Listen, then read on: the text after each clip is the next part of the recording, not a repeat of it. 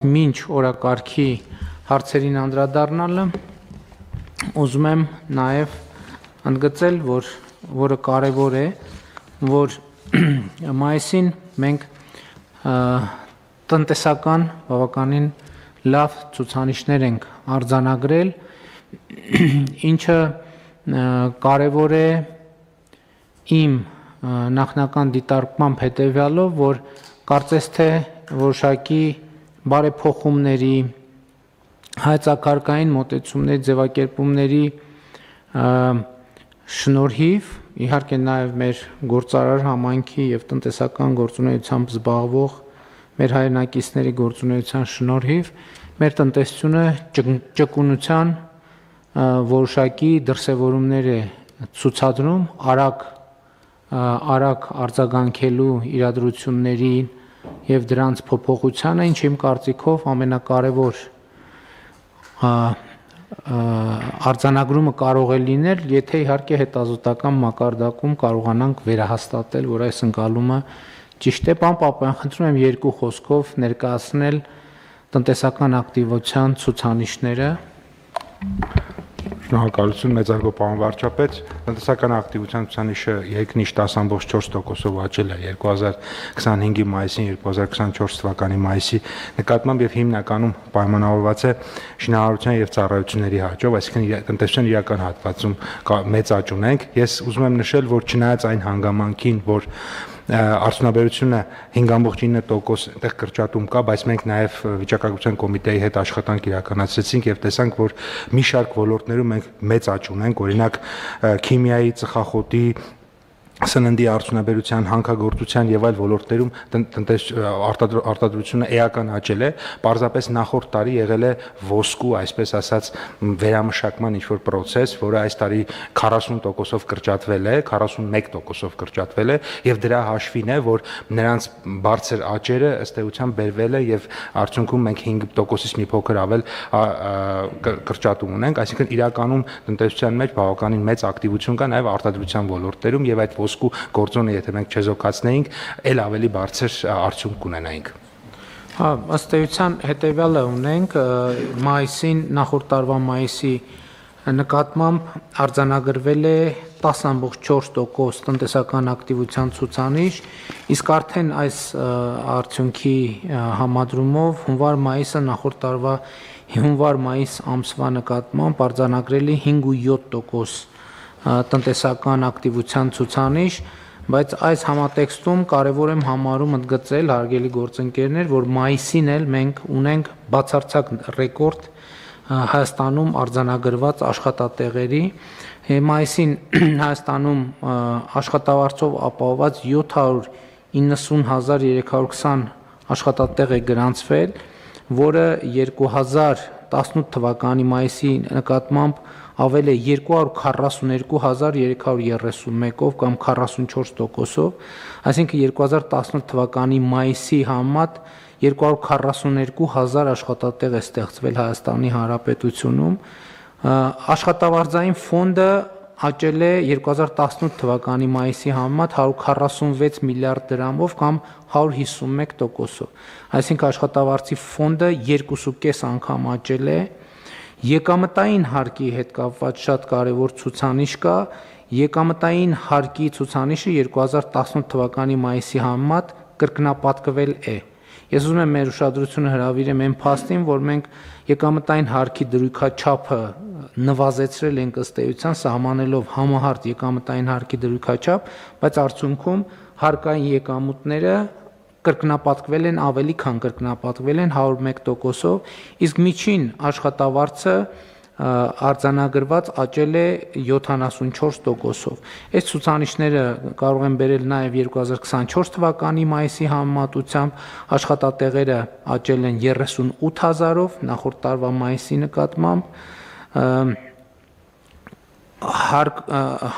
աշխատավարձային ֆոնդը աճել է 10 միլիարդ դրամով, հարկային եկամուտները, եկամտային հարկը աճել է 15 միլիարդ դրամով, իսկ միջին աշխատավարձը աճել է 11,000 դրամով։ Սրանք շատ կարևոր ցուցանիշներ են Իհարկե նաև մեր տնտեսության ներսում էլի կառուցվածքային որոշակի խնդիրներ տեսնում ենք, այսօր ես տեսա, որ էլեկտրաէներգիայի արտադրությունն է մայիսին որոշակի նվազել, դրա բացատրությունը նախարարի մեկնաբանությամբ այդ թվում ներքին պահանջարկի որոշակի նվազում է, համեցեք պարոն Խուդացյան։ Մեծարգո պարոն վարչապետ, հարգելի գործընկերներ, նվազումը պայմանավորված է ինքնավար կայանների արտադրածով, երբ որ տնտեսությունները հիմնականում փոքր տնտեսությունները մինչև 15 կիլովատ իրենք արտադրում են, այդ պայն իրենք սպառում են եւ դա չի արտացոլվում մեր արտադրանքի ընդհանուր ծավալի մեջ, դրանով է պայմանավորված, որտեղ վերջին տարիներին արևային կայանների թիվը էականորեն ավելացել է եւ մենք այս պայն ունենք տեղադրված արդեն շուրջ 770 մեգավատ հզորությամբ կաններ, ինչը մեր ատոմային էներգակայանի կրկնակի հզորությունն է, եթե ավելի պատկերավոր ներկայացնեմ։ Այս էլ է շատ կարևոր հանգամանք, հարգելի գործընկերներ, ուզում եմ հիշենք, որ մենք 2018, 2019, 20 թվականներին շատ ակտիվ քննարկում էինք ունենում մեր էներգետիկա աղբյուրների դիվերսիֆիկացման մասին եւ ըստ էության այս ընթացքում վերականգնող արևային էներգիայի ատոմակայանի համարյա երկու հզորության մենք արևային հզորություններ են գեներացրել։ Իհարկե ես համարում եմ լուրջ ձեռքբերում, իհարկե էներգետիկ ոլորտի կառավարման առումով որոշակի նոր իրավիճակ է առաջացել, որտեղ ադապտացվելու կառավարման խնդիրներ կան, բայց ինքնին այդ ցուցանիշը ես չափազանց կարևոր եմ համարում։ Պատկերացնում եք, չնկատելով երկու ատոմակայան ենք ստացել, եւ հիմա հարցը այդ երկու ատոմակայանի ինչպես կառավարենք, դա երկրորդ խնդիրն է։ Իհարկե ուզում եմ ասել նաեւ, որ մենք էներգետիկայի ոլորտում գիտեք, որ ունենք խնդիրներ, այդ թվում էլեկտրաէներգիայի մատակարարման որակի հետ կապված։ Հիմա տեսեք, օրինակ երեք ես մասնակցում էի հոմպլեքս հիպերմոլի բացման արարողությանը եւ բացման արարողության ժամանակ հիպերմոլը հոսանքազրկվեց։ Պատկերացնում եք, մարդիկ 70 միլիոն դոլարի ներդրում են արել, 70 միլիոն, համեն դեպս ինձ տենց ասցին եւ չեն կարողանում բացման արարողություն անել նորմալ։ אז մենք հասկանում ենք սա, անդադ խոսում ենք ներդրումային միջավայրի բարելավում եւ այլն։ Այստեղ երկու տարբերակ կա։ Իհարկե ես ասել եմ, մի տարբերակն է նա, որ հատուկ սաբոտաժ է արվել, մյուս տարբերակն է նա, որ համակարգը տեխնիկապես ի վիճակի չի։ Երկու դեպքում էլ մենք բոլոր գծերը անցել ենք եւ իրանք բոլոր գծերը անցել են եւ այն ինչ որ ասել եմ, մենք առաջիկայում արդեն պետք է անցնենք դրա իրագործման փուլին։ Իհարկե process-ը չի լինի մի փուլանի, բայց ակնհայտ է, որ պետությունը պետք է շատ արագ վերցնի Հայաստանի էլեկտրական ցանցեր ՓԲ կառավարումը եւ հետագա գործընթացները պետականացման եւ ընկերության կառավարման արդյունավետության ուղղությամբ պետք է արագ եւ արդյունավետ իրականացնենք։ Իհարկե հարցը քաղաքական մակարդակով մենք քննարկվել է քաղաքացիական պայմանագիր կուսակցության վարչության նիստում։ Ես գիտեմ, որ ազգային ժողովի քաղաքացիական պայմանագիր խմբակցությունը նույնպես քննարկումներ է ունեցել եւ այդ թվում կառավարության գործընկերների մենք համատեղ աշխատանքով նաեւ օրենքի նախագիծ է արդեն դրվել փոփոխություն բանի օրակարգում այսօրվա ընդգրկված է եւ արտահերթ նիստով համապատասխան օրենսդրական փոփոխությունները կիրականացվեն եւ շատ արագ ես կարծում եմ, որ այդ առաջին անհրաժեշտ գործողությունը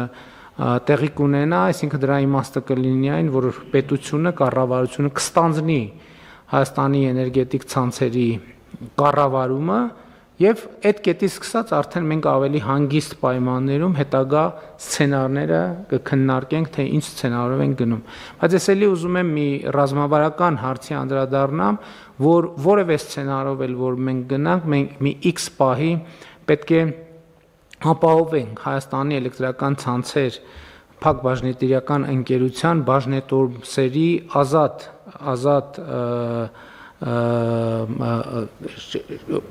բաժանորդագրության հնարավորությունը, ընդ որում նաև մեր այս ընթացքի փորձը հաշվի առնելով պետք է այնպիսի երաշխիքներ ստանանք, որ Հայաստանի քաղաքացիները ոչ թե կամ առնվազն ոչ միայն ընկերությունները, ոչ միայն կորպորացիաները, այլև քաղաքացիները իրենց խնայողությունները հնարավորություն ունենան ներդնել, այսինքն բաժնետոմսեր ձեռք բերել։ Ես ուզում եմ մեզ հիշեցնել նաև, որ մենք նման ռազմավարական նպատակ ունենք նաև Զանգեզուրի պղնձամոլիբդենային կոմբինատի պարագայում, որպեսզի մեր քաղաքացիները իրենց խնայողություններով հնարավորություն ունենան որոշակի բաժնետոմսեր ձեռք բերել եւ ժառանգել իրենց երեխաներին, իրենց սերունդներին կամ չգիտեմ, օգտագործել հետագայում այնպես, ինչպես իրենք են ուզում։ Ես ուզում եմ սա արձանագրեմ, որ սա մեր գործընթացների եւ մեր հարուցած գործընթացների վերջնակետերից, կարևոր վերջնակետերից եւ արդյունքներից մեկը պետք է լինի։ Իսկ ընդհանուր առմամբ կարծում եմ, որ ես ինչու տնտեսության այս ցուցանիշները կարևոր համարեցի, որ մենք քննարկենք, որպեսզի նաև մենք արձանագրենք, որ մեր աշխատանքի արդյունավետությունից է նաև կախված այս մեր տնտեսական դինամիկան եւ ի հեճուկս բոլոր կանխատեսումների նեգատիվ եւ բոլոր ջանքերի եւ բոլոր փորձերի այս process-ը տնտեսության զարգացման process-ը գնում է եւ ես ուզում եմ նաեւ իմ փորձը կիսել նախորդ թող շաբաթների, որովհետեւ այդ թեման էլ կա եւ քննարկվել է, օրինակ զբոսաշրջության ոլորտում մայիսին շատ տեսանելի եւ էական աճ ունենք եւ այդ աճի ֆիզիկական արտահայտությունը ինքս եւ իմ ընտանիքը զգացել է, օրինակ պատկերացրեք, որ Գորիսում հյուրանոց գտնելը բավականին խնդրահարույց է եւ այն պայմաններում, երբ Գորիսը ոնց որ թե իր հյուրանոցային տնտեսությամբ Հայաստանում բավական առաջատար դիրքեր ունի, ոնց որ թե Երևանից, Գյումրիից հետո ոնց որ կարծես լավ, եթե ոչ երրորդը, գոնե 4-5-րդ հյուրանոցային տնտեսությունը ունի, ինչը շատ լավ է, բայց ես ուզում եմ մեր ուշադրությունը հրավիրել նաև, որ սա նաև արդյունք է նրա, որ մենք Գորիսում զբոսաշրջային ենթակառուցվածքների ծրագրով շատ մեծ ներդրում արեցինք եւ ես վերջին իմ այցը Գորիս ցույց տվեց, որ քաղաքի կենտրոնը առնվազն ըստ էության հասել այն տեսքի, որ շատ մեծ տպավորություն կարող է թողել զբոսաշրջիկների վրա եւ իհարկե մասնավոր հատվածի մեր գործընկերներն էլ արձագանքել են, Գորիսում արդեն բավական լավ հյուրանոցներ կան։ Ես ձեզ ասեմ, որ այսպիսի մի առանձնահատկության մասին էլ ասեմ, ես 2018 թվականից եւ դրանից առաջ չեմ հիշում, բազմիցս եղել եմ Մեղրիում եւ առավել ես վարչապետի կարգավիճակում ոչ մի անգամ չէի գիշերել Մեղրիում մի պարզ պատճառով, որ այնտեղ հյուրանոց չկար, որը պատվիրակությանը հնարավոր լիներ պատվիրակության կազմով մնալ եւ այս տարի առաջին անգամը, երբ որ ես Մեղրիում գիշերել եմ, որովհետեւ արդեն այնտեղ նորաբաց հյուրանոց կա եւ սրանք կարծում եմ ազդակներ են, որ մենք պետքա ճիշտ ներկայացնենք եւ կարծում եմ կարևոր ազդակներ են եւ բոլոր այդ մարդկանց աշխատանքի շնորհիվ է նաեւ որ այս տնտեսական ակտիվության ցուցանիշները արձանագրվում են, իհարկե նաեւ կառավարության եւ ուզում եմ մեր տնտեսության ոլորտում մեր աշխատող բոլոր մեր հայրենակիցներին, ովքեր աշխատում են, արդյունք են ստեղծում եւ վճարում են օրենքով սահմանված հարկերը, բոլորին շնորհակալություն հայտնել եւ կառավարության գործադիր իշխանության մեր գործընկերներին էլ շնորհակալություն հայտնել, հույս ունենալով, որ այս տեմպը, տնտեսության այս տեմպը կարողանանք պահպանել։ Համեցեք, պարոն Պապոյան։ Պարոն վարչապետ, ես ուզում եմ շարունակել ձեզ, մենք եթե նայենք ինչ տեսք ունեին սրանից մի քանի տարի առաջ, նշեցիք Գյումրին կամ Գորիսը եւ հիմա դրանք բոլորովին էապես տարբեր քաղաքներ են եւ տարբեր միջավայրեր են եւ այստեղ կառավարության առաջնորդող դերակատարում շատ էական նշանակություն ունեցել եւ այդ 49 միլիոն դոլարանոց ծրագիրը, որ այս տարիներին իրականացվել է փաստացի 18-24 թվականներին, Դիլիջանը, Գյումրին, Գորիսը նաև Մեղրիում են այնտեղ նոր թաղամաս կա, այդտեղը էական ենթակառուցվածքներ ստեղծվել, իրենք առաջնորդող են եղել եւ դրա հետեւից, եթե մի նախկինում կային մի քանի հյուրանոցներ, արդեն մի քանի տասնյակ հյուրանոցներ են կառուցվել եւ ուզում եմ նշել, որ շուտով կառավարությունը կսկսի արդեն նոր ենթակառուցվածքային ծրագիր, որը արդեն շարունակելու է Գորիսը, շարունակելու է Ջերմուկը, Գյումրին ավելանալու է Եղեգիս կլաստերը, Արենի կլաստերը, Դվին կլաստերը, Դիլիջանն են շարունակելու, այսինքն մեր զբոսաշրջային միջավայրերը շարունակելու ենք բարելավել եւ սրան զուգահեռ իհարկե նաեւ մեր քաղաքականություններն ենք բարելավում, վերջերս ընդունեցինք որոշումներ արաբական երկրներից, մի շարք այլ երկրներից ավելի հեշտացված կարգով Հայաստան գալու եւ զբոսաշրջային մեր միջավայրը վայելելու, տեսնելու հնարավորության մասին, այսինքն այստեղ ուզում եմ դες երկրորդել եւ նշել, որ կառավարության քաղաքականությունները ոչ միայն էապես փոխել են, այլ նաեւ եղել են համահունչ գործարար միջավայրին։ Կառավարությունը ստեղծել է ենթակառուցվածք, գործարար միջավայրը, հյուրանոցներ, ռեստորաններ, խանութներ եւ այս աշխատանքը շարունակական է լինելու։ Շատ լավ, հարգելի գործընկերներ, առաջարկում եմ